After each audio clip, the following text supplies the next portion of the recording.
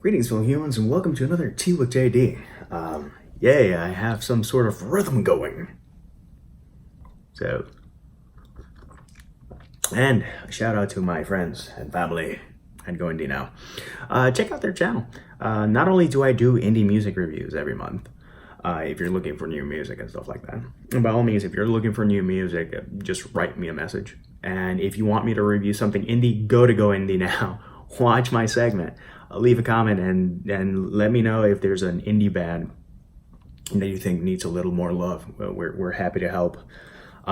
If I don't like the band, I'm probably not gonna review it. You know, I say that caveat because some people go like, oh, whatever I send is gonna get reviewed. Not necessarily. I've got on a couple of choice stuff that is random and not my cup of tea. And I like tea a lot. And musical teas, I like a variety. But you know, sometimes you're not supposed to like everything. So I have strayed drastically, and we're not even a minute into it. So let's reel it back in. Tea. What is today's tea? Today's tea is rooibos tea. It is red bush tea. It is nice. It is refreshing. It's got antioxidants. It's good stuff. I like it. I know a lot of people who hate it. And this is straight up red bush tea. It doesn't have vanilla. Sometimes it can almost come like a chai blend. Just red tea. So today we're going to be talking about the challenges of writing a sequel and writing series. So if you follow this channel for any time, or if not, let's give you I am the author of The Human Cycle. That encompasses 2 books that are already published, one that's in process and that I hope to finish soon. When is soon? I'll give you an update with manuscript Monday type of video later. For now, there's 2 books. Only Human, Shadow of a Human. Only Human is the first book. I published that in 2013. Shadow of a Human, I published in 2016. One is dark, the other is darker. Or so I think. Some people have told me that they actually thought that Only Human had darker moments, and I'm like, really? Whereas in Shadow of a Human, I know more people who have cried, and more people who were actually reading while eating and had to stop eating, and I was very proud of that moment. But writing a series, why my first project was a series is a mystery to a lot of people. Some people might think I'm full of it for starting with a trilogy. Originally, it was going to be 4 books, but it ended up being 3 because it made more sense with the story. So let's talk about that a bit and just give you ample stuff to waffle on. So when I have a fixation with the number 4, and I'm like, my first series is going to have 4. All of the books have 44 chapters and 4. Whatever. It is a thing. It is a thing that is fascinating. But whilst I was writing and outlining, I realized that it didn't make sense to make it 4 books. It made sense to go 3 books, even if it's the cliche of a trilogy. It is what it is. The thing is that The Human Cycle is the exploration of humanity through fiction. It's also my exploration of the hero's journey. That's the archetype that I chose. I wanted to see what happened. It's got some tropes, and it's got a lot of cliches that I flipped on its head and did my own thing. I'm not saying that it is completely unique and whatnot, because some people are more focused on doing something unique than doing something good, and I tried to do a narrative that felt genuine to who and how I am. So that's also a very big aspect of it. So while outlining, I was like, a 4th book is just going to be like pulling at threads and just for the sake of making 4 books and saying, well, I did 4 books instead of 3, whatnot. And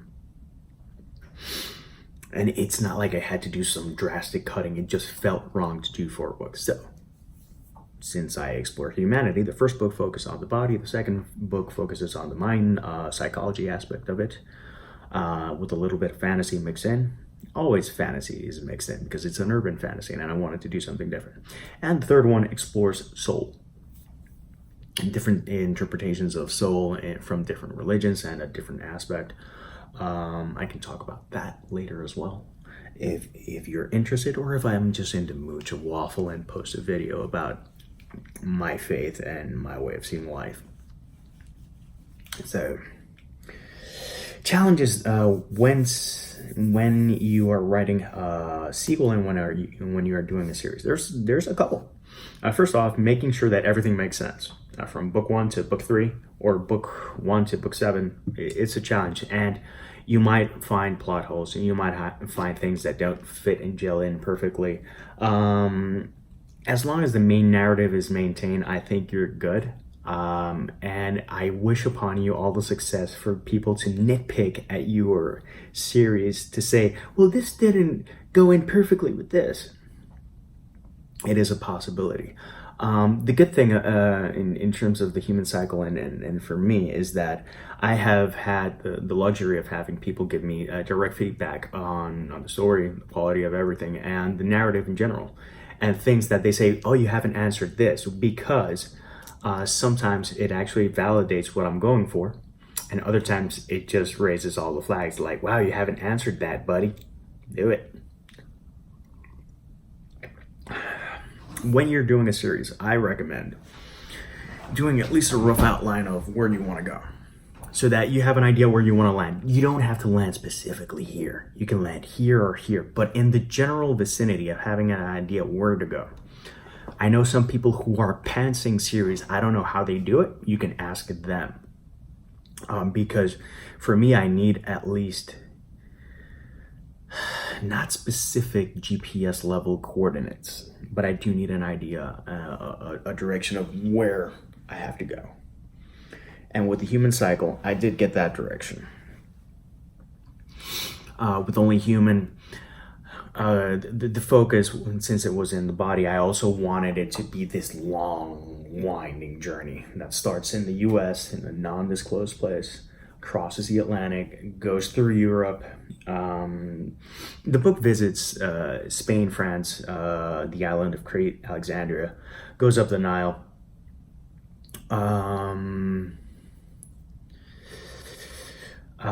ends up in Eritrea. I don't know. I say Eritrea because I'm Hispanic and it's Hispanic Heritage Month, so sue me.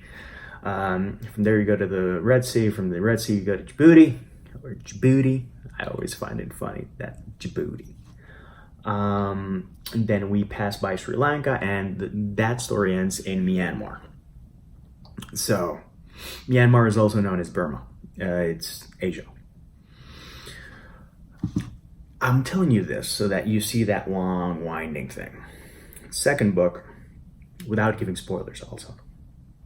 The book has characters in different places, and they will meet up. Right now, someone is in the Pacific region, let us say. Pacific Island region. Think that area. And they have to go to Japan. A lot of the plot takes place in Japan. And then another part of the story takes place in the mid-dimension. Things that are hinted at in the first book. So the challenges in book 2 is that I want to present this other aspect of reality, and I have to make it plausible within the story of the human cycle. Easier said than done, but luckily, I've read the thing as a reader, and it makes sense with what I see and how it evolves and how we further explore. So if you're gonna have multiple books and you're gonna explore different things, making sure that it feels like in the same vicinity or flavor is very important, and for that you just have to be very true to your vision and your voice. Luckily, it's translated for me. Let's hope that book 3 makes sense for people. But hey, those are the challenges you have to face. Second off, when it's a series, you can get plot holes, but plot holes can present opportunities to you. Opportunities in the way of what happened to this character, why did this happen, stuff that's unresolved, stuff that the answer was like half-assed, different things. Luckily, most of the plot holes or perceived plot holes or things that were not answered in book 1 are answered in book 2, or hinted at that there's a direction that we're going to. For that, you have to read the entire manuscript, take notes, And you don't have to, you can. This is my suggestion. This is what I did and worked for me. And as I write book 3, I also read books 1 and 2 back to back to try to get a feel for the sense of how the narrative is going.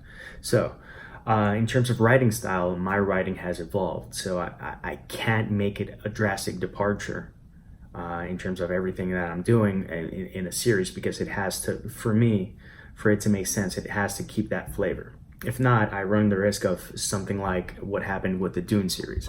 I love the Dune series, and I love all 6 of Frank Herbert's books. But books 1 and 2 are its own thing. Book 3 is fantastic, but it's kind of different, but still related to 1 and 2. 4 seems very different, and 5 and 6 feel like almost another series. I don't want that for my series, but that's me. Maybe that's what he wanted for it, or so much time elapsed that he's like, this is what I want to do with your series. So as long as you're clear on what you want to do.